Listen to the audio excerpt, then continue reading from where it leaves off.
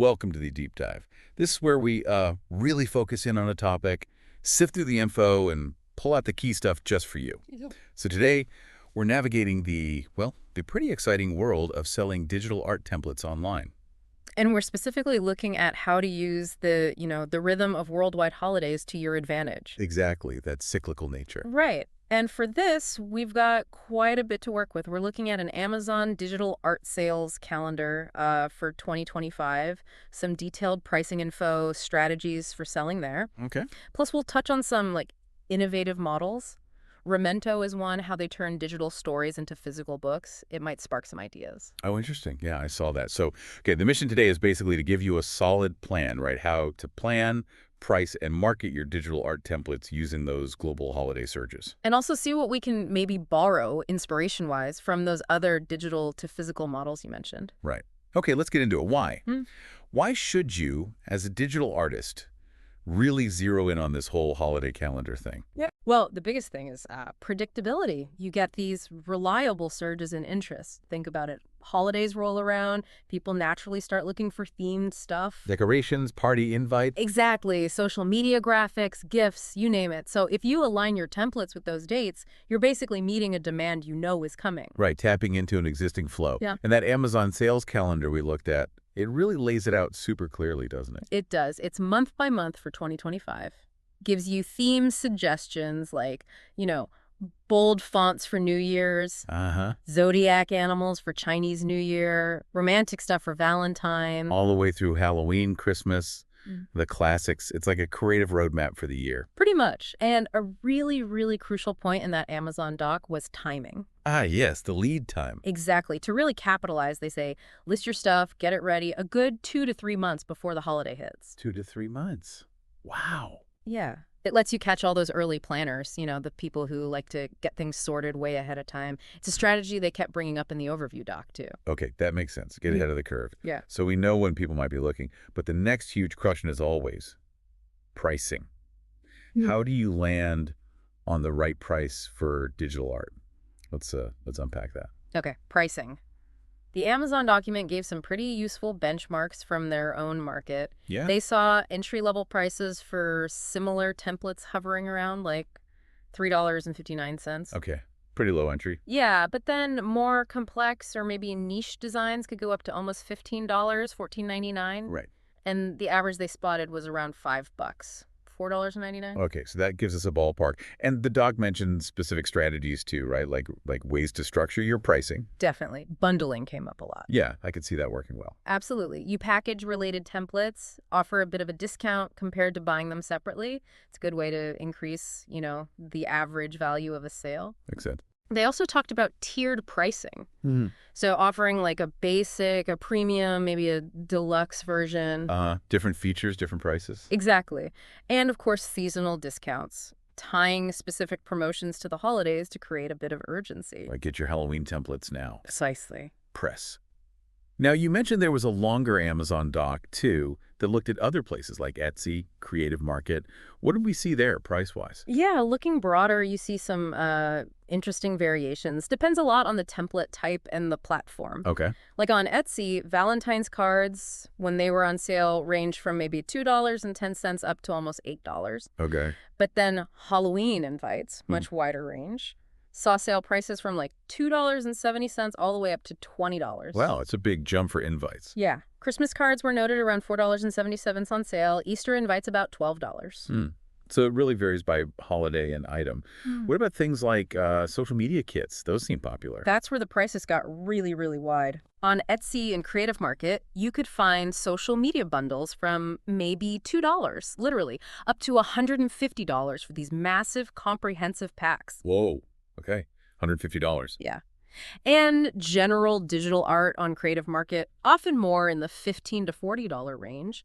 Design bundles seemed a bit lower, maybe $3 to $13 for papers and templates, sometimes even cheaper with their bundle deals. So the takeaway there is really, it depends, right? Depends heavily on what you're selling, how much value is packed in, and where you're selling it. Totally. So based on all that data, what's the sort of actionable advice? If someone's starting out, how should they approach pricing their templates? Well, pulling it all together, being competitive seems key, especially starting out, say, on Amazon Handmade. Okay. Maybe price slightly under the really established sellers at first, just to get some eyes on your work, get some initial sales and reviews. Right, build some momentum. But, and this is important, your price still has to reflect the value. If you've made something unique, high quality, don't undersell it completely. Good point. And bundling definitely seems like a strong strategy. The Amazon docs also backed up that tiered approach, maybe like $4 to $7 for entry level, $10 to $13 mid tier, $16 to $20 for premium. Okay, concrete ranges. Yeah, but always think about how unique your stuff is, who your competitors are, and crucially, how customers will perceive the value you're offering. And didn't one part of the docs, kind of the business guru section, talk about specific tiers like economy, mid-range, premium? It did, yeah. Put actual dollar figures to them, similar ranges to what we just discussed. And it also brought up seasonal price adjustments. Oh, right. Increasing prices slightly for major holidays. Yeah, suggesting maybe a 25–30% bump when demand is highest, which, makes sense economically. That's a really practical angle. Yeah. So you're not just setting one price and forgetting it. Definitely not. The overall pricing framework we reviewed was pretty comprehensive. It covered those tiers: basic, standard, premium, with examples of features for each. Right. It talked about value adjustments, like charging more if it's super complex or includes a commercial license, Mhm. strategic seasonal pricing for both major and minor holidays, early bird discounts, different bundle types. Wow, lots of levers to pull. Yeah, and competitive positioning, watching the market, maybe adjusting based on reviews, even customer acquisition tactics like intro offers or loyalty discounts. This is dynamic. Exactly. The main message was, don't just set it and forget it. Test things. Maybe. See test prices, track your metrics, see what actually works for your audience and your products. Okay, that's a really solid overview of pricing. So let's say you've got great templates, you've thought through the pricing. Where on Amazon specifically should you be selling these digital files? Right. Based on everything we looked at, Amazon Handmade really seems like the most direct fit. Handmade. Okay, why that one? Its whole focus is on handcrafted items, and they have a specific category for hand-designed products, which seems perfect for original digital art templates you've created yourself. Gotcha. So it aligns with the creator aspect. What's Yeah. involved in getting set up there? Is it complicated? Well, there are a couple of steps. First, you need to register as a professional seller on Amazon generally. Okay, standard seller account. Right. Then you submit a separate application specifically for Amazon Handmade. They'll ask about you, your process, what you make, kind of vetting that it is genuinely handmade or hand-designed. Makes sense. They want to keep it authentic. Exactly. Once you're approved, you can start listing your templates, making sure you use that hand-design category, and really describe your creative process. Okay. Now, we also saw mentions of Amazon Merch on Demand and KDP, Kindle Direct Publishing. Could those fit in somewhere? They could, yeah, more as like supplementary things. How so? Merch on demand is great for putting your artwork onto physical products, t-shirts, mugs, that kind of thing. Amazon handles all the printing and shipping. So if a holiday design takes off. Exactly. You could offer it on a t-shirt via merch. Easy extension. Okay. And KDP. KDP is mainly for books, ebooks mostly. But say you created a whole collection of printable planners or maybe a guide using your templates, you could potentially package that as an ebook or printable resource and distribute it via KDP. Interesting. So other ways to leverage the art?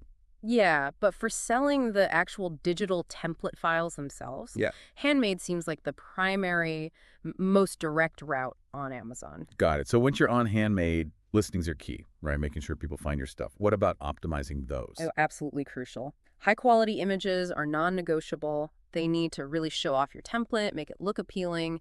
First impressions matter. Totally. What else? Titles and descriptions need to be compelling, but also smart. Use those holiday-specific keywords naturally. So not just art template, but like... More like printable, spooky, Halloween party invitation template, editable digital download. Something descriptive that someone might actually search for. Right. Think like the customer searching. Exactly. And don't forget the back-end keywords. The hidden ones. Yep. Those terms people might search for that aren't in your main title or description, feed those into the back-end fields to help Amazon's search algorithm connect you with the right buyers. Okay, images, keywords, back-end keywords. Good practical tips. Now, let's shift gears a bit. You mentioned Memento and this Heritage Keeper idea earlier. How can looking at those models, which seem kind of different, help someone selling digital templates? It's about looking at the underlying concept, I think. Memento is fascinating. They call it a life storybook that writes itself. Right. They make it super easy for people to record stories using prompts. Then they use tech to turn that audio into a physical book. And it has QR codes linking back to the audio. That's neat. Yeah, it's a really clever blend of digital recording and a tangible physical keepsake. Captures memories in multiple formats. Okay, I see the connection to memory keeping and heritage keeper. That was the concept for Kenya. Exactly. Inspired by Memento, but tailored locally. The focus there is explicitly on creating physical products, books, family tree art, photo calendars from user content about Kenyan heritage and holidays. So very focused on tangible items again. Yes, and crucially, adapting it. Supporting local languages, partnering with local printers and artisans in Kenya. Right. And the Heritage Keeper Holidays part is directly relevant to our topic, aligning specific physical keepsake products with the holiday calendar, including local Kenyan holidays, offering local language options. So, okay, even though we're talking digital templates, the insight here is maybe about the emotional connection, tying digital things to memories, heritage, physical outcomes. I think that's exactly it. Memento and Heritage Keeper are tapping into something powerful. People's desire for personalized, meaningful items connected to important life moments and traditions, often culminating in something tangible. So for a digital artist, maybe that sparks ideas like offering more personalization options for templates. Could be. Or maybe exploring ways to partner with print-on-demand services to offer a physical print alongside the digital file. Ah, like an add-on service. Yeah, bridging that digital-physical gap inspired by how Memento does it. It's about thinking beyond just the digital file itself. And the Heritage Keeper plan, with its focus on local partnerships and marketing. Even for digital, it's a reminder that understanding your specific audience and market is key. Totally. Their detailed plan for operations, production, marketing, it's a good framework for thinking holistically about your business, even if it's purely digital. And that idea of a global memory keeper adapting to different markets, it shows the potential for scaling and localization. Okay, lots of threads there. We've covered a ton of ground. If you had to boil it down, what are the absolute must-remember takeaways for our listener? Okay, key takeaways. 1, that holiday calendar is your friend. Use it to plan your designs and, crucially, launch them early, 2-3 months ahead. Right, timing. 2, pricing needs strategy. Be competitive, think about tiers, bundling, and make sure the price reflects the real value of your unique work. Don't just guess. Okay, strategic pricing. 3, Amazon Handmade looks like the best bet on Amazon for these kinds of original digital templates. And optimize those listings, good images, smart keywords, front and back. Got it. Platform and optimization. And 4, look outside the box for inspiration. Models like Memento and Heritage Keeper, even if they're physical, show the power of personalization and connecting to holidays emotionally. It might spark your next great idea for your digital stuff. Yeah, finding ways to add that extra layer of meaning or utility. And I guess underpinning all of that is knowing your own style, right? Yeah. And who you're actually trying to reach. Absolutely. Knowing your niche, your artistic voice, and your ideal customer is fundamental to making all these strategies work effectively. Tailor everything to them. Right. That allows you to create templates that really resonate during those specific holiday moments. Okay, so summing up, we've seen this clear link, this synergy between holiday demand and digital art templates. We've navigated the sometimes tricky waters of pricing, looked at platform choices like Amazon Handmade, and even found inspiration in how digital stories can become physical treasures. Which kind of leaves us with a final thought for you, the listener, to chew on. Yeah. How can you specifically blend your unique creative skills with those predictable holiday rhythms? How can you create digital keepsakes that aren't just nice to look at, but are genuinely meaningful, maybe even essential for people during the celebrations? Like finding a really specific niche within a holiday or a cultural tradition. Exactly. Could you become the go-to artist for, say, unique Diwali templates or amazing print-at-home Lunar New Year decorations? There's so much potential there. Definitely something powerful to think about.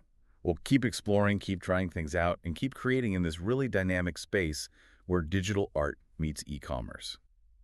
Thanks for taking the deep dive with us today.